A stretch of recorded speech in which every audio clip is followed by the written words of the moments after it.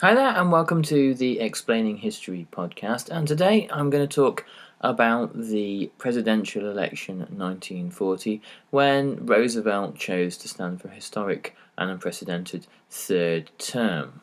In the last couple of months, I've done a number of podcasts about the relationship between Roosevelt and Churchill, and Roosevelt's changing views on intervention in the Second World War and his desire to offer Britain as much assistance as possible. And this is kind of the context of the election, because obviously the key issue for American voters in 1940 was America's likely response to the war in Europe.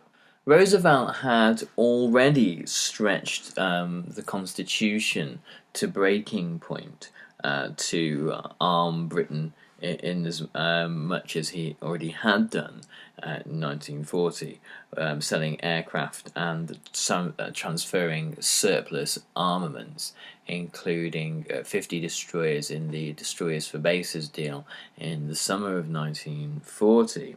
The American electoral system is no respecter of crises. It works to a timetable, irrespective of whether there is a war or not. And the year of 1940 was scheduled to be an election year, and Roosevelt had already been in the office for 2 terms from 1932 onwards. The summer of 1940 was obviously the crisis summer for the British, facing not just only Dunkirk, but the following Battle of Britain. And Roosevelt was a keen observer of the Battle of Britain, because in many ways he believed on that battle, not just Britain, but America's fate rested. If Britain fell and was invaded by the Nazis and a fascist puppet government was installed, then Europe would be one solid fascist, undemocratic bloc, and there would be very little that America could do about it. The challenges of invading a fortress Europe that included Britain as well, and meant that the British Royal Navy had fallen into fascist hands, would be immeasurably greater. So Roosevelt, thinking of the future, was very keen to do whatever he could to aid Britain. And the outcome of the election of the winter of 1940, November 1940, and the Battle of Britain are kind of curiously tied. Whilst he was spending his summer at Hyde Park, agonising about America's inward-looking isolationist tendencies, about the prospect of a British defeat in the Battle of Britain, Roosevelt also had to consider the fact that he was coming for re-election, and the fact that he had already been in the office twice, the office of president twice, and this was a tradition set by George Washington, and that there should only ever be a 2-term president. It's not actually necessarily a constitutional stipulation, but it's certainly considered highly unusual if a president stands for more than 2 terms. Early in 1940, it appeared that Roosevelt would step down in 1940 and would retire from the presidency. But it seems very much like the war was a deciding factor. He said to Henry Morgenthau, "I do not wish to run, unless between now and the convention things get very, very much worse in Europe." He'd planned to build a presidential library at his Hyde Park estate, and had started to look to lucrative sidelines, as all presidents and prime ministers and leaders do upon leaving office, writing a series of articles. He was concerned mainly with his legacy, again, as incumbent leaders tend to be. And of course, by the summer of 1940, things have got significantly worse, and by the autumn of 1940, Britain is being bombed as the Blitz has begun. The Republican Party may well have considered an isolationist candidate such as Robert Taft, for example, had it not been for the fall of France. On the 24th of June, which was 2 days after France's surrender, delegates decided to reject party grandees such as Taft, and instead embraced a relatively unknown newcomer figure, Wendell Willkie, a far younger, untried and untested figure who had only joined the Republican Party in 1939, having come over from the Democrats. And Willkie's a curious character, a mix of contradictions, a political and ambitious careerist who also took the time from the 1920s onwards to campaign for civil rights. He was a vehement opponent of the Ku Klux Klan, and later, after the war, resumed civil rights activism. But at the same time, he'd emerged in the later 1930s as a key opponent of the New Deal, representing the business community that saw the New Deal as a threat to their activities. And yet again, at the same time, he was not a proponent of laissez-faire economics and generally supported most of the progressive social reforms of the New Deal. So a man of contradictions. And his nomination did not go without comment from the rank and file of the party. The former Indiana Republican Senator James E. Watson said, "If a whore repented and wanted to join the church, I'd personally welcome her and lead her up the aisle to a pew. But by the Eternal, I'd not ask her to lead the choir the first night."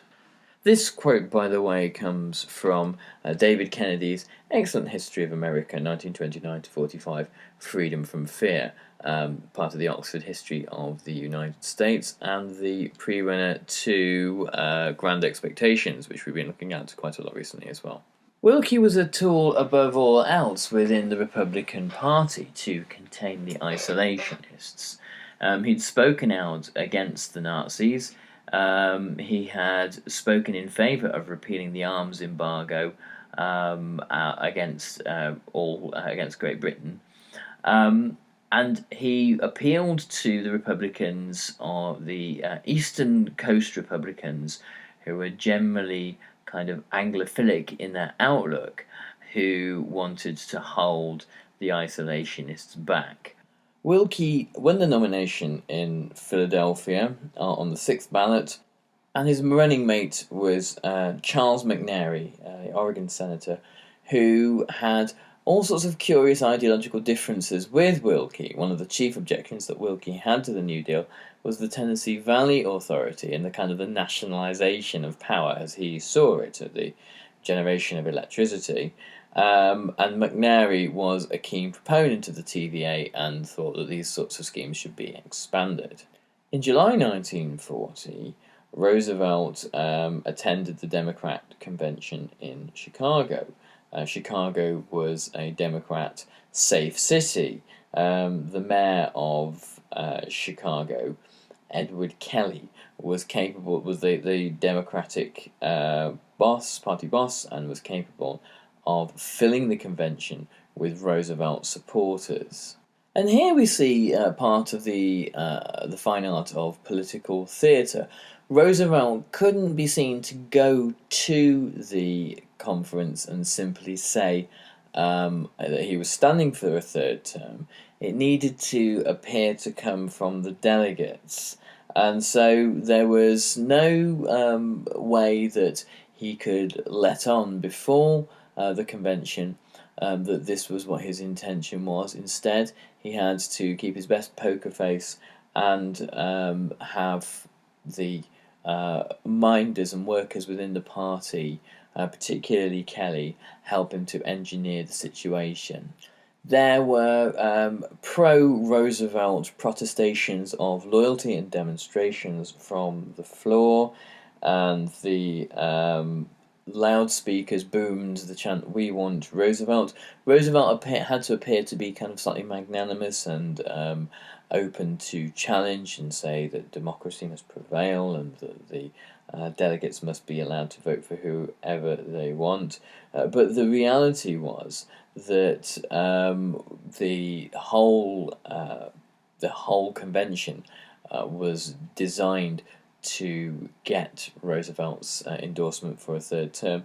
And this appears largely, as we previously mentioned, to be based around Roosevelt's anxieties about the world situation and his belief that he was best suited to lead America through whatever crisis in Europe which was currently unfolding. Whatever Roosevelt did, it worked. He was nominated, and his running mate was Henry Wallace, the Agriculture Secretary, who had been a progressive Republican who had registered as a Democrat only in 1936. So some interesting crossovers happening, Wilkie on one side, Wallace on the other. It was Wallace's Republican past that would see him marginalised gradually and replaced by Harry Truman as vice president from 1944 onwards, and ensured that he had no chance of inheriting the top job when Roosevelt died.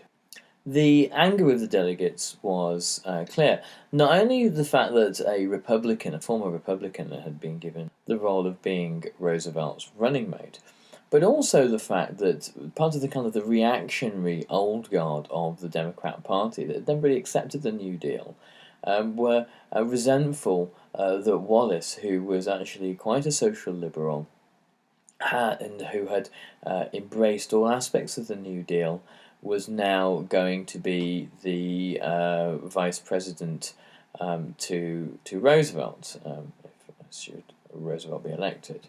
And this showed that there was, within the Democrat Party, quite an ideological chasm that had widened immensely as a result of the New Deal. The New Deal itself was not entirely accepted within the Democrat Party at all. And these ideological divisions would continue after the war and find their kind of apogee under Lyndon Johnson and the Great Society and the end of Johnson's idealism by about 1968 was the death knell or the beginnings of the end for the liberal wing of the Republican Party. I did a podcast on Johnson some years ago now. Anyway, look through the list and you'll be able to find it, and it'll talk about the crisis years for Johnson, 64 to 68. Roosevelt had served under Woodrow Wilson during the First World War as the Assistant Navy Secretary, and he was well aware.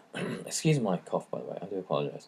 He was well aware of the tragedy of Woodrow Wilson, who had been undermined by partisanship, and the fate of the Treaty of Versailles and the League of Nations, that had been strangled by various isolationist wings of the Republican Party and certain isolationist voices in the Democrats as well.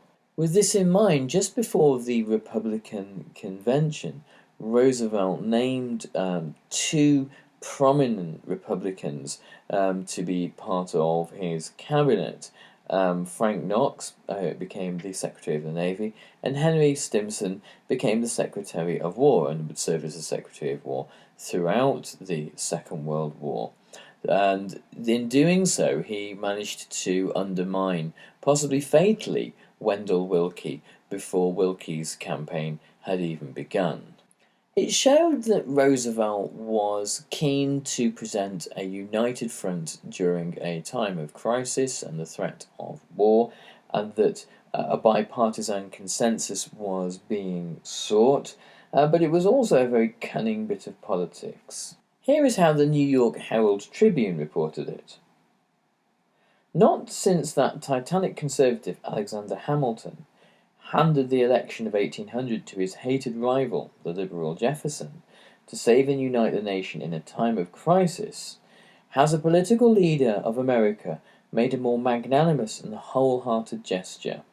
Roosevelt knew that the Republicans would be divided over the issue of aid to Great Britain if there were Republicans in the cabinet who were internationalists, who had an outlook of help to Great Britain. The isolationists within the Republican Party would become divided and isolated, and their power over the Republican Party itself would be weakened, and the hand of the Republican candidate for the presidency would also be diminished as well. And so Wilkie started the presidential campaign with a number of key handicaps. Foreign policy itself becomes a non-issue during the election because both candidates are internationalists. Wilkie shares mainly the majority of Roosevelt's views. The problem for Wilkie is that he's untested and inexperienced in oratory. He makes all sorts of off-the-cuff comments when he is at the microphone, saying some quite daft things periodically, and he is far less polished a political performer than Roosevelt. One potential threat to Roosevelt was the Burke-Wadsworth Selective Service Bill. This was a bill, a bipartisan bill, that was making its way through Congress, that was essentially the first peacetime draft in American history. George Marshall wanted a complete mobilization, a far-reaching draft that would prepare America for war anywhere in the world. However, Roosevelt was still in the short of war phase of thinking and didn't want to make any moves that could be interpreted as de facto acts of war, such as full mobilizations of the US Army and US manpower. The bill presented Roosevelt with significant difficulties. All men of service age who were drafted would face 1 year of compulsory military service, but there would be a ban on deploying them outside the Western Hemisphere, thus keeping with the kind of traditions of the Monroe Doctrine. The bill would present the first peacetime draft in US history and would no doubt among large sections of the population be highly unpopular, not just because there were young men unwilling to serve and not wanting to have their civilian lives disrupted, but also because it presented the fear of all-out war and a break with isolation to an American population that was still highly sceptical prior to Pearl Harbor.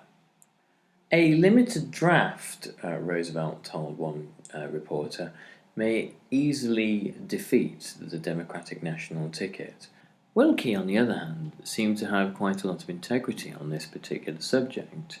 A reporter asked Wilkie that if you want to win the election, you'll have to come out against a proposed draft, or put it to Wilkie like that.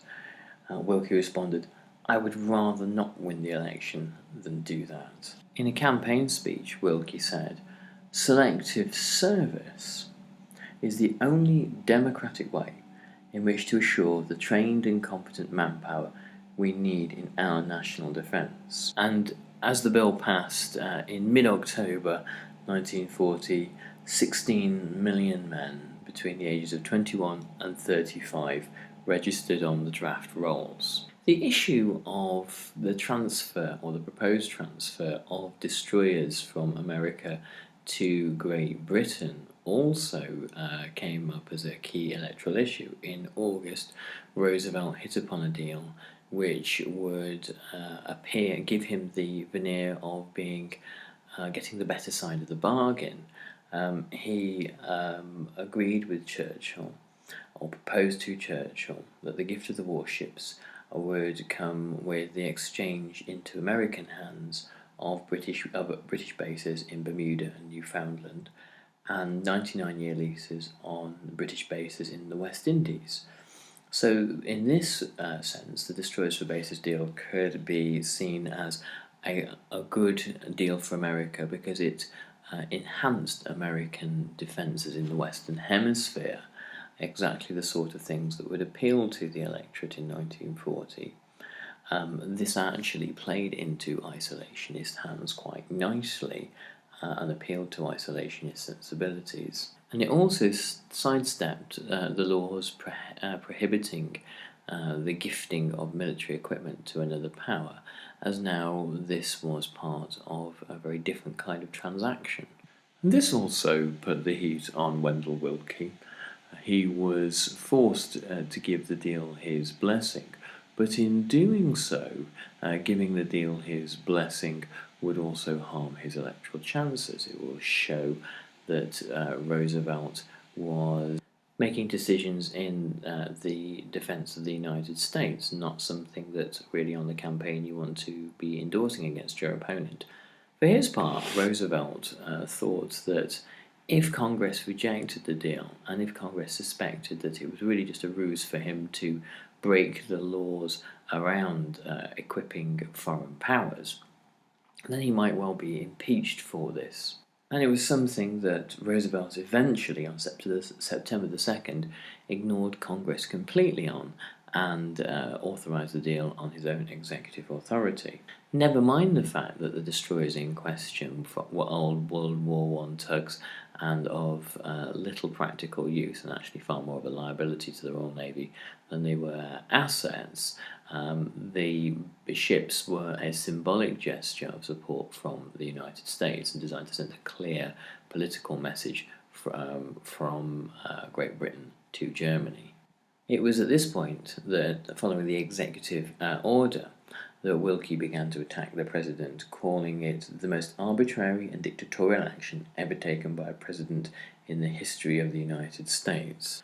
As Willkie's campaign started to hit the doldrums, the influence of the isolationists began to creep back, and the power of the isolationists in the Republican Party over Willkie grew, and he began to use the rhetoric of warmonger to describe Roosevelt.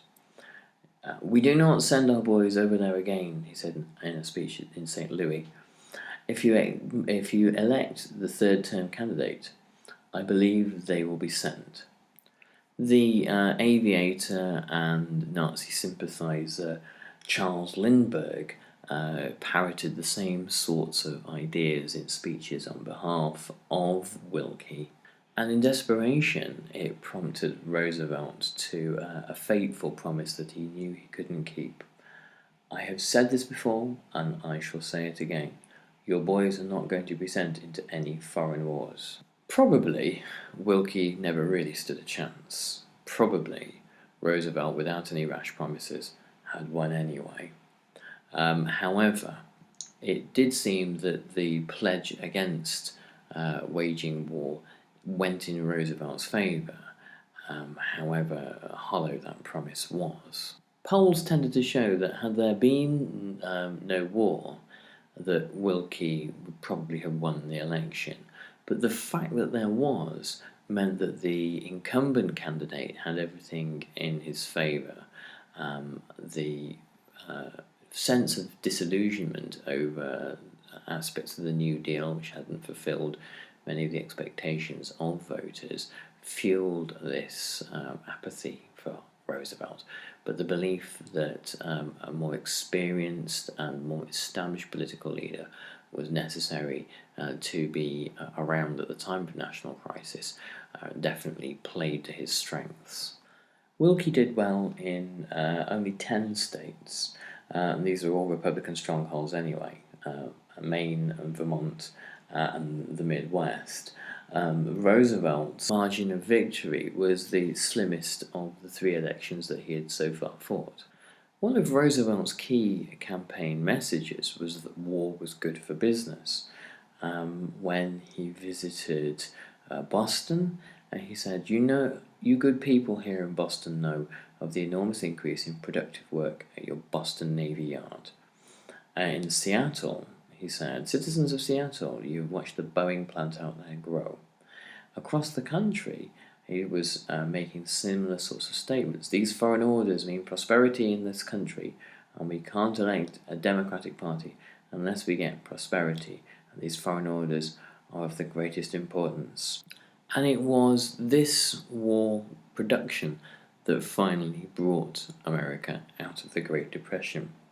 3.5 million workers had been taken on out of the dark days of the later Depression, 1937 to 38.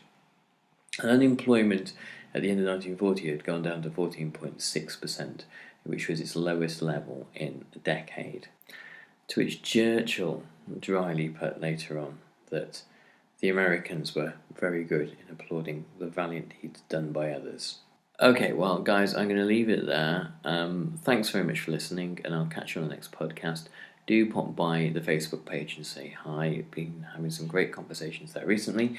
And also, you can check us out on iTunes. Pop by and give us a good review, good thumbs up. It's always good for business. Anyway, thanks very much. All the best. Bye-bye.